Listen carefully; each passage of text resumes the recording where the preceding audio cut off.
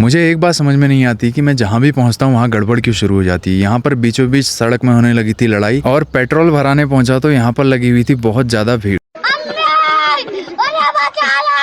तो वही मेरे छुट्टी वाले दिन की शुरुआत कुछ इस तरीके से होती है। मैं करने लगता हूँ आज घर की साफ सफाई और ये देखो मेरे रूम के बाहर का व्यू कितना सुंदर दिखाई देता है। आज हम जाने वाले हैं रानीखेत सैर के लिए और ये साथ में हमारे जिम के गुरुजी नेगी जी। किसी पर आंख बंद करके विश्वास कर लेना ही अंधविश्वास कहते हैं। तो भाई किसी दोस्त को ही दूसरे दोस्त पर अंधविश्वास होता है। मुझे 2 दिन हुए हैं गाड़ी सीखते हुए और इसने बोला कि भाई तू चला मेरी गाड़ी, जो भी होगा देखा जाएगा। फिर इसके बाद हम चल देते हैं रानीखेत की सैर के लिए और हमको सबसे पहले दिखाई देता है कुमाऊं और रानीखेत की शान सोमनाथ द्वार और आगे पहुंचते हैं तो हमें दिखाई देता है गैस ऑफिस। इससे थोड़ा आगे बढ़ते हैं तो इस जगह का नाम है गांधी चौक और गांधी चौक से ऊपर को जाते हैं तो यहाँ पर लिखा दिखाई देता है आई लव अपनू रानीखेत। इससे थोड़ा आगे बढ़ेंगे तो यह है रानी झील को जाने वाली रोड और थोड़ा आगे बढ़ते ही हमें दिखाई देता है हिमालयन व्यू। यहाँ से हिमालयन व्यू दिखाई देता है और ये जो आपको आशियाना पार्क में कैफे दिखाई दे रहा है नेगी जी का ही है। इसके बाद हो जाती है शाम और मेरे शाम का रूटीन है जिम को जाना और मैं पहुंच जाता हूँ अपने जिम में। जिम में दिखाई देते हैं मुझे बहुत ही धुरंधर खिलाड़ी जो कि अपने अपने टैलेंट को दिखा रहे थे। उसके बाद मैं भी करने लगता हूँ एक्सरसाइज और एक्सरसाइज करने के बाद हम करने लगते हैं आज की पोजिंग। उसके बाद हम चले जाते हैं घूमने के लिए रानीखेत। तो वहाँ दिखाई देता है कि बीच सड़क में हो रही थी लड़ाई। मुझे ये समझ में नहीं आता है कि मैं जहाँ भी पहुँचता हूँ वहाँ गड़बड़ क्यों हो जाती है। फिर हम पेट्रोल भराने पेट्रोल पंप पहुँचते हैं तो वहाँ भी बहुत ज़्यादा भीड़ लगी हुई थी। कैसी लगी आपको वीडियो बताना जरूर। Thank you so much.